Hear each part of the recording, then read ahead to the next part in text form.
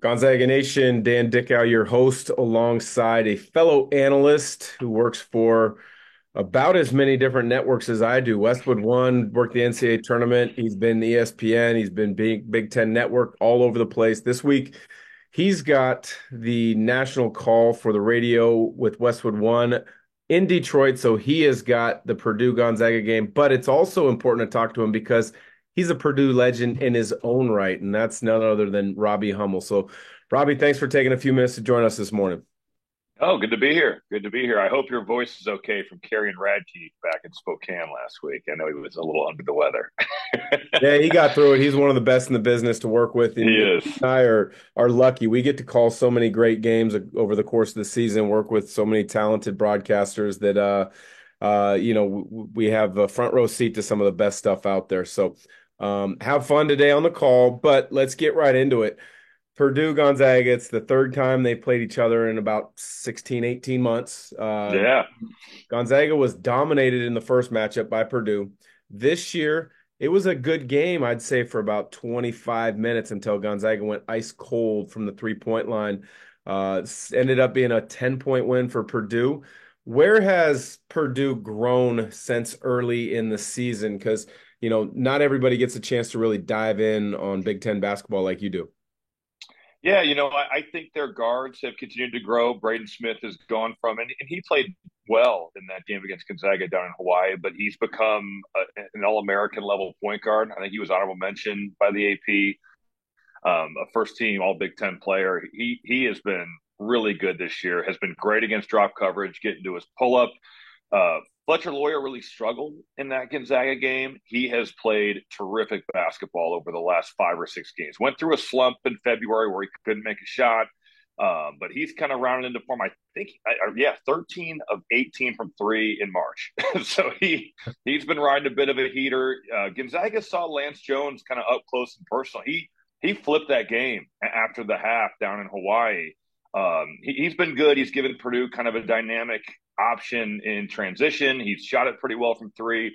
And I think one of the bigger storylines that's maybe flying under the radar has been the freshman for Purdue starting to play a bigger role, whether that's Miles Colvin, he made some big threes against Gonzaga late in that game, but he's played pretty well these last couple games. And then Cam Heide has been a good option, really good athlete, 6'8". And of course, we haven't talked about Zach Edey, who is probably the biggest storyline for this team. He's been phenomenal all year long. He's going to be the two-time National Player of the Year here. Yeah, it's pretty crazy to think he'll be the first repeat National Player of the Year since Ralph Sampson way back in the 80s.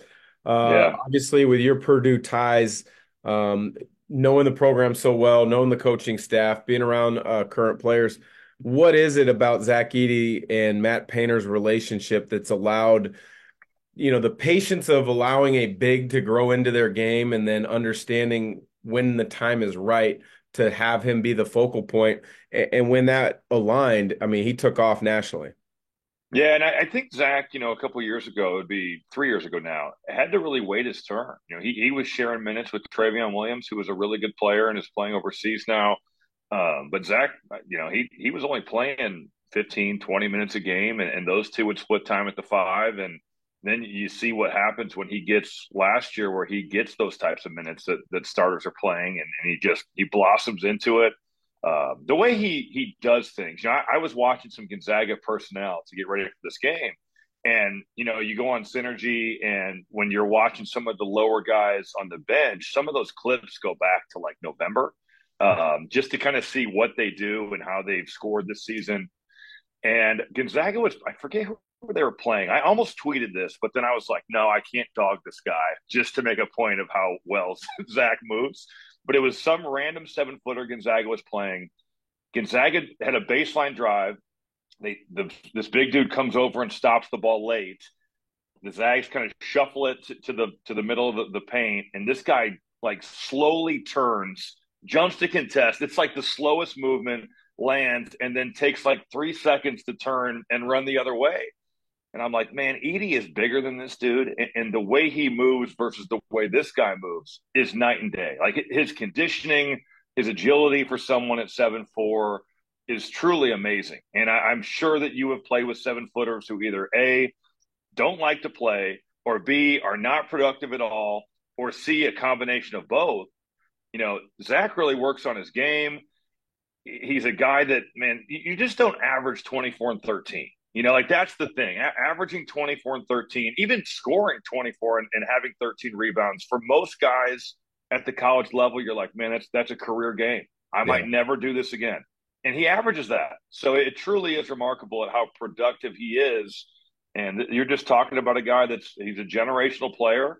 And some people scoff at that, but I'm telling you, man, I've seen a lot of 7-footers that suck. And he does Yeah. not suck. He is good. No, you're really correct in that he's a good player. He's worked on his agility from what I can see over the last couple of years. He is that rare 7-footer that seems to enjoy playing the game. You're correct in that. I've been around a lot of players, as have you, that are good just because they're talented. It's not Mm-hmm. because they put in the extra work and they love the game. He seems to be that guy that he's not your prototypical NBA player nowadays. Now go back to 2002 when I was drafted. Yao Ming was the number one pick in the draft. The game was played differently. Had it been in the Yeah, Edie's like 2000s, he's a lottery pick in the '90s and the early yeah. 2000s for sure. So where do you see his NBA type future? Because I know we're focused on college basketball, but that always comes up over the course of a Yeah, broadcast at some point. How can someone be so dominant yet not maybe aligned with the next level? Because I see a guy, if you're good enough, big enough, talented enough, and you work at it like him, he'll figure it out. Might take him a little bit of time, but he'll figure it out. no, I agree with you, and I think you look at the mock drafts, and not that they're those are not the end all be all. Sometimes they can be accurate, sometimes they can be not even close. But he seems to be anywhere from like 25 to 40.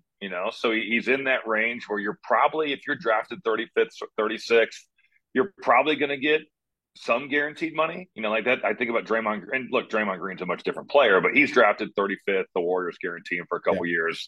That's not like out of the question for a guy that's drafted early in the second round. My kind of thought is if Boban has been able to be a piece on the bench where he, in certain situations, you throw him in there, I think Edey can at least be that. The NBA has kind of shifted back towards bigger guys. Look at the last couple MVPs of Jokic and Embiid, and look, those guys have some perimeter skills that are sick that those guys can do at their size. But I just think that an NBA team, especially with a draft as weak as this one, I think that he will get his opportunity, and I think he will play in the NBA. I think it's foolish to say that he won't have a chance, or I do believe that there is a spot for him to be a guy that in certain situations you bring him in. He's huge. He protects the rim. He can make a post move. It's going to be how does he guard in pick and roll? Can he do that? Can he guard in space? Can he play at the speed that the NBA is going to be played at? Because until you get there, people just don't understand how fast space gets closed down in the National Basketball Association. It's a rude awakening for many of us when we get Yeah. there. It's just a different beast. But I do think there is a place for Zach, even if it is situational. Well, you mentioned the speed of the game, and that's something that, for his NBA future will be important to be able to acclimate to. Gonzaga plays at one of the fastest paces in the country. I, as a Gonzaga fan, feel that that's something that they need to do is get the tempo to their liking. To do that, you got to get off to a good start, as opposed to allowing Purdue to dominate the glass. So if the game's played at a faster pace, I think that bodes well for Gonzaga. What are a couple of the keys that you're looking for in regards to Purdue needing to do well to come out with a victory? Yeah, I think transition defense is a big thing. They can't let Ryan Nembhard just get out there and control the tempo of the game, and certainly stops in the defensive glass for Gonzaga is a big to do with that. And the Zags rebounded with Purdue down in Hawaii. I think it was 38 all in the glass, and Gonzaga was actually +5 on the offensive board. So that's got to be encouraging. Pick and roll defense will be huge. I mean, it was comical at how much ball screen we saw Gonzaga put Kansas in. I mean, it was like, who's Hunter Garden? Let's go. Yep. Like, let's just get our game on and put him. I'm sure that that's what they're thinking somewhat with Zach. I did think in rewatching the game back in Hawaii, Edey did a pretty good job on their drop coverage. When the guard was behind, they switched off, and for the most part, Edey contained or was able to challenge shots at the rim. I thought he did a pretty good job of that. Certainly, Gonzaga's 3-point field goal attempt number has to be a concern for Mark Few because this is a team in Gonzaga that wants to score from two.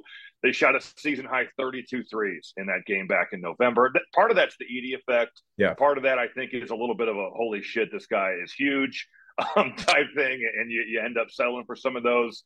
But also for Gonzaga, it's always going to be so important. Any team that plays Purdue, how together can you be on your game plan with Edey? If it's to play him straight up, can you be disciplined to watch him get some buckets and not freak out and panic? If it's to trap, can you be disciplined on the backside and not give up easy layups? Because Edey is a pretty good passer. And then the last thing I'll say is I do think the Braden Smith Ryan Nembhard matchup is huge. I think that is a big one to watch. They're two really, really good guards. Neither guy is necessarily shooting the basketball all that well, but the passing by both of them. I think Nembhard, for the last five, he's had double figure assist games. He's averaging 10 a game over that span. And Braden Smith is averaging just under 9. So those two guys have really passed over the last 4 or 5 games. Good stuff. I appreciate the time. I know you got a lot to do. You got to probably prep by walking around Detroit and Little Caesars Arena because the spring is here and March Madness no better time of year. So appreciate the time. Enjoy the game. Go Zags. Go ahead and give me a go Boilermakers if you want. It should be a fun one. There you go. We'll boiler up here. There you go. That's what it is. Boiler up. All right. So for Gonzaga Nation, boiler up from Robbie Hummel. Go Zags from myself, Dan Dickau. Take care. Have a good one. Awesome. Thanks. Appreciate it. No problem, Dan. Good to see you, man. All right. You too. Take care. All right. See ya.